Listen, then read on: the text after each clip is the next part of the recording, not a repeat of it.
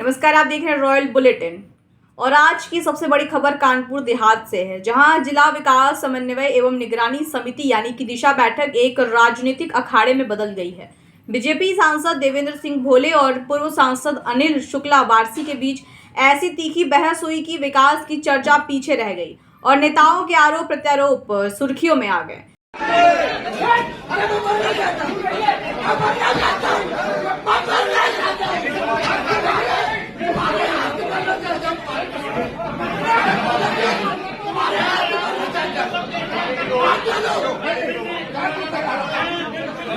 दरअसल ये बैठक जिलाधिकारी कार्यालय में आयोजित की गई थी, जिसका मकसद था जिले की विकास योजनाओं की समीक्षा। लेकिन जैसे ही चर्चा शुरू हुई, माहौल गर्म हो गया। पूर्व सांसद अनिल शुक्ला वारसी ने बीजेपी सांसद भोले पर गंभीर आरोप लगा दिए। 4-5 गुंडों को बैठाल करके उनको जबरदस्ती मेंबर बना के दिशा का, और इस मीटिंग पे जो है क्या नाम लोगों को टारगेट करते हैं, लोगों को बेइज्जती करते हैं और सबको जो है परेशान करते हैं, जबरदस्ती मुकदमे लिखाते हैं, फैक्ट्री वालों को टारगेट करते हैं, फिर इनके लोगों जा करके वहाँ वसूली काम करते हैं। आज अभी क्या हुआ? इतना सुनते ही सांसद देवेंद्र सिंह भोले भड़क गए। उन्होंने पलटवार करते हुए वारसी पर आरोप लगाया कि हर चुनाव से पहले वे माहौल खराब करते हैं और अधिकारियों पर दबाव बनाते हैं, और इसके बाद जो बयान सामने आया उसने सभी को हैरान कर दिया। सांसद भोले ने पत्रकारों से बातचीत के दौरान कहा, अगर मुझे कोई गुंडा बदमाश या अपराधी कहना चाहता है तो बता दो कि कानपुर देहात में मुझसे बड़ा कोई हिस्ट्री शीटर नहीं। सपा सरकार के वक्त मेरे खिलाफ कई मुकदमे दर्ज हुए थे। जिला विकास और निगरानी समिति की बैठक, जिसका भारत सरकार के द्वारा मुझे चेयरपर्सन बनाया गया है, सबके सहयोग से 5 ग्राम प्रधान, जो आरक्षण का तरीका है, जो गाइडलाइन है, और 4 वह मेंबर जो मेरी सहमति से, जिलाधिकारी की सहमति से भारत सरकार जाते हैं और भारत सरकार से नामित होकर आते हैं। उनका प्रश्न है कि ये हम इनको सदस्य मानते ही नहीं है, हम भारत सरकार को मानते नहीं, प्रदेश सरकार को मानते नहीं है। इस विषय के लेके पहला बिंदु हुआ कि आप कृपया गाइडलाइन को देख लें, अगर गाइडलाइन में वो चीज है तो आप इसको कैसे कह सकते हैं। पहला तो ये विषय हुआ। दूसरा विषय हुआ है, आप पूरे कानपुर देहात के सम्मानित पत्रकार महोदय हैं, आपने इन 50 साल की राजनीति में धरना और प्रदर्शन अधिकारी के खिलाफ देता हुआ देखा होगा, किसी फैक्ट्री वाले के खिलाफ नहीं देखा होगा। फैक्ट्री वाले नियमों से काम करें, ये उनकी जिम्मेदारी है। अगर वो नियमों से काम नहीं करते हैं तो संबंधित अधिकारी को पत्र लिखा जाएगा और उस पर जो विधिक कार्रवाई हो वो कार्रवाई करें। हमारे मित्र हैं, हमारे भाई हैं आदरणीय वारसी जी, उनका काम है सरकार में रहते हुए, अभी आपका थोड़े दिन पहले आपने सुना होगा, बहुत थोड़े दिन पहले सुना होगा, आपने वायरल हुआ कि वो मैं सांसद ही नहीं मानता हूं। इसका मतलब है कि अकबरपुर की जनता का अपमान कर रहे हैं जिसने मुझे चुना है। ये आपने सुना है, आपने वायरल किया है, मेरे पास विजुअल है उसका, कि मुझे सांसद नहीं मानते। मैंने कोई जवाब तो दिया नहीं उनको। फिर दूसरा प्रश्न आता है कि वो किसी के खिलाफ भी शिकायत करें, उस शिकायत पर विधिवत जांच होनी चाहिए, कमेटी से जांच होनी चाहिए। कमेटी से जांच होने पर उनको ये एतराज है कि कमेटी पक्षपात कर रही है। उस कमेटी मैं नहीं बनाता हूं, कमेटी बनाते हैं हमारी सहमति से, जिलाधिकारी की सहमति से कमेटी बनती है, और कमेटी को अधिकार है, भारत सरकार के द्वारा बनाई हुई कमेटी को अधिकार है कि वो साक्ष्य के आधार पर, अगर वो जांच करने कहीं जाते हैं तो उन्हीं की शिकायत पर, उन्हीं के साक्ष्यों के आधार पर ही निर्णय लेने का अधिकार कमेटी को और बोर्ड को होगा। जो बोर्ड बनाया गया जांच कमेटी का, उस पर उन्हें ऐतराज है। उसके संबंध में विषय आरती डिक्शनरी का आया था अभी थोड़ी देर पहले, गाइडलाइन में भी यह पड़ा हुआ है।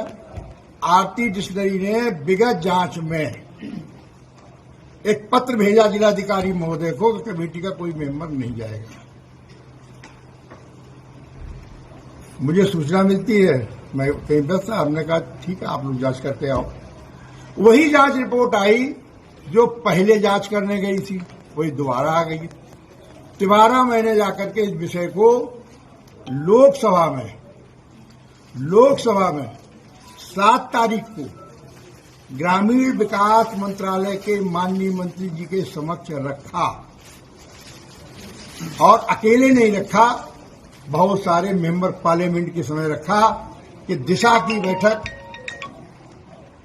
का महत्व अगर है करना है तो उसका महत्व होना चाहिए। हमारा संशय दूर करिए कि क्या वो मेंबर वहां जा सकता है कि नहीं जा सकता। तो उनका डैश पर खड़े होकर आदेश था कि वो जा सकता है और अध्यक्ष जा सकते हैं, जिसको भेजना चाहे वो जाएगा। तो पहले तो मेरा उनसे ये निवेदन है, वो बार बार उस पर झगड़ा करते हैं। चूंकि आपने देखा होगा कि थाने में भी धरने बैठेंगे, गौलिया में भी धरने बैठेंगे। जब चुनाव का वक्त आता है तब वो चलाते हैं परशुराम महासभा, जब चुनाव का वक्त आता है तब वो जात को चलाते हैं। उनसे बड़ा मैं ब्राह्मण हूं, उनसे बड़ा मैं क्षत्रिय हूं, उनसे बड़ा मैं दलित हूं, उनसे बड़ा मैं पिछड़ा वर्ग हूं, और उनसे बड़ा मैं मुसलमान हूं। मेरे द्वारा कोई जात के आधार पर काम किया गया हो, इन 11 सालों में MP बना हूं, 50 साल से राजनीति कर रहा हूं, MLA भी रहा, मंत्री रहा, तो मुझे बताया उदाहरण तो। और उनके द्वारा आपने गौलिया में देखा होगा 2021 में कि पूरे प्रदेश के माहौल को खराब करने के लिए जैसा ब्राह्मण की हत्या हो रही है। अवनीश अवस्थी तत्कालीन गृह सचिव थे, उनके साथ में मैं नहीं गया था, विवेक द्विवेदी गए थे, ये राजेश तिवारी गए थे, और ब्राह्मणों की टीम रवि शुक्ला गए थे, विनोद तिवारी गए थे, विद्यासागर त्रिपाठी गए थे, चेयरमैन वो गए थे आपके सिवली। सब लोगों ने जाकर के उस पूरे विषय को बताया। हमारे बेटे बेटियां हैं, गलतियां करते हैं, उनका आपस का कुछ होगा, लेकिन आप केवल उसको जात के आधार पर ले जाकर के उसको विस्कमन करेंगे, जिले के वातावरण को खराब करेंगे, तो ये तो बर्दाश्त से बाहर है। आप विकास दुबे के भाई को साथ रख सकते हैं जिसने संतोष शुक्ला की हत्या की हो, आपका साथ में वो आपका है। आप चुनाव फिर आ रहा है, आपको कहीं तलाश है, क्योंकि रोज जो अत्याचार करते हो, शासन के खिलाफ बोल रहे हो कि साहब हमारे पास फाइल नहीं आती है, और तो क्यों मंत्री बने बैठे हो, नहीं अगर फाइल आती है, इसलिए मेरा दोष है।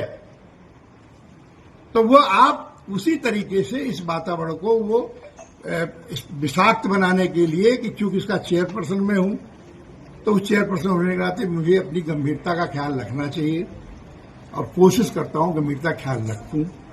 इसीलिए अनावश्यक विवाद न हो, मैंने मीटिंग को स्थगित कर दिया है और नई डेट डाली है। और नई डेट डालने के पहले जिस डेट में मैं यहां से शासन को लिखूंगा कि शासन का अधिकृत अधिकारी, और भारत सरकार को लिखूंगा भारत सरकार का अधिकारी वह भी उस बैठक में रहे, और एक एक बिंदु पर चर्चा हो, चर्चा के बाद गुण और दोष के आधार पर कार्रवाई हो। लेकिन धमकी देना, मुझे गुंडा कहना, अपराधी कहना, तो मुझसे बड़ा कानपुर देहात में कोई बदमाश नहीं है। मैं हिस्ट्री सीटर हूं कानपुर देहात का। कागज और कलम पुलिस का होता है। मेरे खिलाफ उसने मुकदमे लिखे, उसी सरकार ने खत्म किए। 13 मुकदमे लिखते ही पुलिस मेरे खिलाफ वादी बनती है। मैं धरना देता हूं विपक्ष में होकर के। समाजवादी पार्टी की सरकार होती है और मेरे खिलाफ मुकदमे लिखे जाते हैं, साथियों के साथ लिखे जाते हैं। आपने भी शायद अगर इसमें कोई बच्चा हो उस समय का तो जानकारी होगी। मैं रात और दिन दिसंबर और जनवरी में बैठा था। सांसद जी आज मानते हैं कि मीटिंग आपको बीच में ही छोड़नी पड़ी, विकास मुद्दे पर चर्चा नहीं हो पाई, इसलिए छोड़नी नहीं पड़ी, स्थगित करनी पड़ी, इसलिए कि वो केवल और केवल उन बेईमान अपराधियों को बचाने के, अधिकारियों को बचाने के लिए आए थे जिनके संबंध में मैंने मीटिंग में कहा कि ये गलती स्वीकार कर रहे हैं तो FIR होनी चाहिए। उन व्यापारियों को बचाना चाहते हैं जो प्रदूषण भी करते हैं, जो टैक्स की चोरी भी करते हैं, जो रॉ मटेरियल की चोरी करते हैं, और सब कुछ करें किसान की जमीन लेने का तो हकदार नहीं है कोई, किसान के खेत की नाली लेने का हकदार नहीं है, लेकिन वो तहसीलदार यहाँ का जांच शुरू होती है उसके बाद अपने यहाँ मुकदमा डलाता है। तो बचाने का काम करते हैं, कहीं तहसीलदार को बचाएंगे, कहीं खनन अधिकारी को बचाएंगे, जो खनन का काम वो कराते। बताओ मैंने अगर कभी खनन काम को किसी से कहा हो, किसी से सुना हो आपने? माननीय मंत्री प्रदेश सरकार के राकेश सिचान जी, उनसे झगड़ा खनन लेके उनका हुआ, मुझे पता नहीं, मैं तो बोला नहीं कुछ। उस स्वभाव बन गया उनको खनन कराना, उनको गंदे काम कराने। अब उसका जो विरोध करेगा तो उनके पास सबसे बड़ा यही है कि मैं परशुराम महासभा चलाता हूं, जो परशुराम महासभा चलाते हैं उसमें वहां का पानी की जांच करा ली जाएगी। इनके ऊपर जो लायबिलिटी निकली है उसमें गलती हुई है विभाग से। 97 करोड़ की लायबिलिटी है कानपुर नगर और कानपुर देहात की। क्रोमियम को लेकर इसको लेकर के हाईकोर्ट ने कहा कि क्रोमियम को लेकर के जो रिपोर्ट आई है वो रिपोर्ट को इसको ठीक किया जाए, पुनः जांच की जाए। ये इसलिए उसने उसको रोका, न कि बाकी चीज रोकी। तो 2 जिले का मामला था, अब ये मामला कानपुर देहात का, और वह भी इसमें था, इस बैठक के में बिंदु में था। क्रोमियम की जांच होगी, अगर क्रोमियम में कोई प्रभावित होगा तो आदमी के जीवन से खिलवाड़ तो नहीं किया जाएगा, उसके स्वास्थ्य से खिलवाड़ तो नहीं किया जाएगा। भारती जी को चूक बचना है, भारती जी को ये सब कह के अपना खड़ा करना है। हमारे भाई हैं, आपने देखा होगा पिछली बैठकों में हमारी बहन आती थी, वो भी बाहर जाके बोलती, मैं तो कभी बोला नहीं हूं, वो भी बाहर जाके मेरे खिलाफ बोलती, मैं चुप रहता, बहन से क्या कहूं। अब आज वो भाई आ गया, समझिए, जिनको जरूरत है इलाज की कहीं न कहीं, मैं तो इतना कह सकता हूं हमारे भाई है वो स्वस्थ और दीर्घायु है। सांसद जी, एक सवाल है कि विपक्ष भी बैठा हुआ था। यह बयान जैसे ही सोशल मीडिया पर वायरल हुआ, बीजेपी के अंदरूनी मतभेद फिर से चर्चा में आ गए। पार्टी समर्थक इस बयान को लेकर 2 हिस्सों में बटे नजर आए। कुछ इसे जमीन से जुड़े नेता की ईमानदारी बता रहे हैं, तो कुछ इसे पार्टी इमेज पर धब्बा मान रहे हैं। सांसद ने आगे कहा कि वारसी न भारत सरकार को मानते हैं न प्रदेश सरकार को, वे समाज में ब्राह्मणवाद का जहर फैला रहे हैं। भोले का ये बयान राजनीतिक हलकों में आग की तरह फैल गया। अब सवाल उठ रहा है कि क्या यह बयान सिर्फ गुस्से में दिया गया या फिर से बीजेपी की अंदरूनी राजनीति का कोई इशारा है, क्योंकि इस तरह के शब्द किसी सत्ताधारी सांसद से शायद ही कोई उम्मीद करता है। आप क्या सोचते हैं? क्या सांसद भोले का बयान सच बोलने की कोशिश थी या राजनीतिक रणनीति? अपने विचार कमेंट में बताइए और चैनल को लाइक शेयर करिए और रॉयल बुलेटिन को सब्सक्राइब करना ना भूलें।